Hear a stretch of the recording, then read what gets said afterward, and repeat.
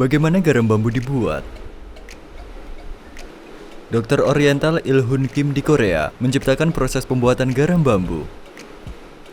Mari kita lihat bagaimana cara pembuatan garam bambu yang spesial dan unik ini. Pertama-tama, untuk membuat garam bambu, kita harus menyiapkan bambu yang sudah berumur 3 tahun lebih. Bambu mengandung banyak mineral, termasuk potasium dan kalsium. Setelah pemilihan dan pemotongan bambu yang tebal, batang bambu yang lurus diambil dari hutan bambu dan dibawa ke pabrik.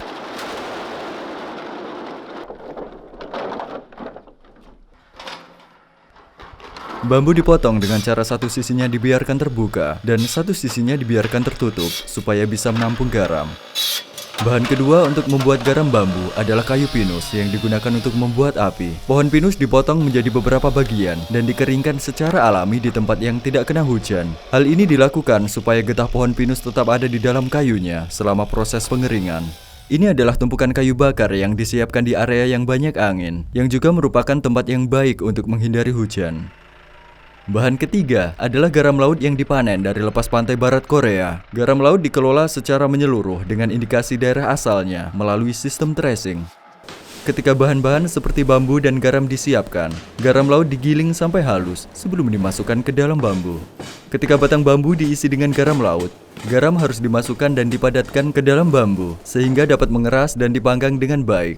Hal ini dikarenakan ketika garam dipadatkan ke dalam bambu, saripati bambu akan lebih mudah diserap ke dalam garam, dan garam akan lebih mudah dipanggang menjadi pilar yang kuat. Tutup batang bambu berisi garam laut dengan tanah liat yang juga mengandung banyak mineral. Bariskan dengan rapi, batang-batang bambu berisi ini di tungku pembakaran besi. Nyalakan api menggunakan kayu pinus yang telah dikeringkan. Temperatur tinggi dari api kayu pinus akan melelehkan kotoran di garam laut dan juga memungkinkan mineral yang terkandung dalam bambu dan tanah liat merah untuk meresap ke dalam pilar garam. Pada proses pembakaran dengan kayu bakar temperatur tinggi, sebagian besar saripati bambu akan meresap ke dalam pilar garam dan sebagian kecil akan menguap dan lepas. Bambu akan terbakar dan pilar garam menjadi merah panas. Batang-batang bambu dibakar pada temperatur 800 derajat Celcius. Bambu dibakar selama 10 jam dan berubah menjadi abu di tungku pembakaran besi, sementara pilar garam putih dan tanah liat tetap ada. Setelah proses pembakaran, buang tanah liat yang telah mengeras dan sikat bersih pilar garam dari abu bambu. Selama proses ini, sebagian arang bambu mungkin masuk ke dalam garam, tapi ini merupakan karakteristik dari garam bambu dan aman untuk dimakan.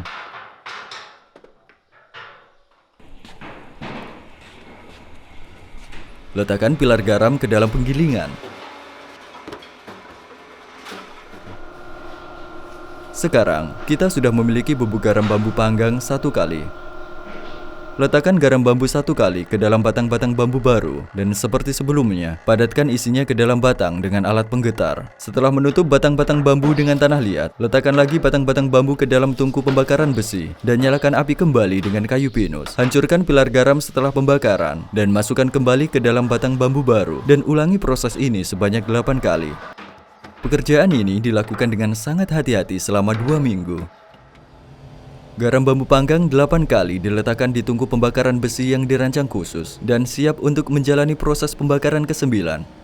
Selama proses ke-9 kali ini, temperatur api dibuat menjadi di atas 1500 derajat Celcius yang dapat melelehkan pilar garam 8 kali dan lelehan garam akan mengalir seperti lava.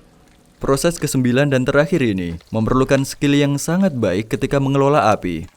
Kita harus selalu belajar dan mengembangkan tekniknya karena kualitas dari garam bambu bergantung pada skill ini. Pilar garam meleleh seperti lava karena panas tinggi. Mencurahkan segenap ketulusan dan tenaga dalam proses ini selama 15 hari. Lelehan garam bambu kemudian dipadatkan dan didinginkan selama 2 hari. Garam bambu dikeluarkan dari tungku dengan cara membalikannya.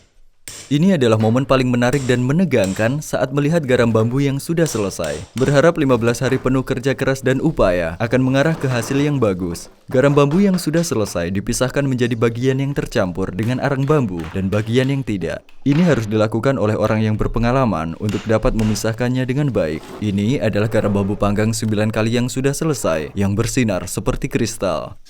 Proses menghilangkan kotoran dari garam dengan panas tinggi dan membuatnya menjadi garam bambu alkali adalah satu teknik kreatif yang hanya ada di Korea.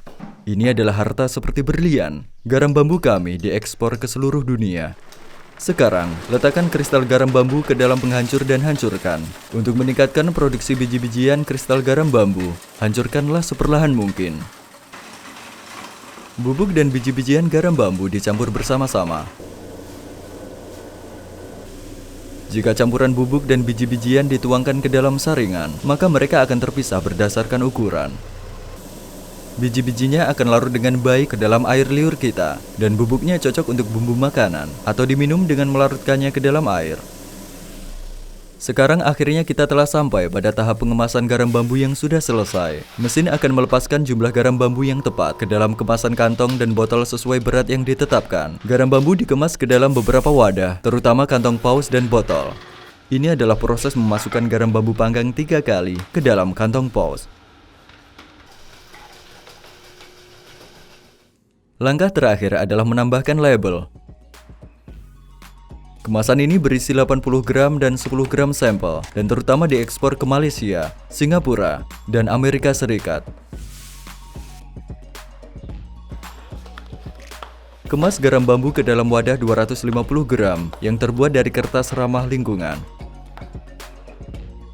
Proses pembuatan garam bambu merupakan metode yang sangat ilmiah untuk mensintesis mineral dari bambu dan tanah liat ke dalam garam dengan panas tinggi.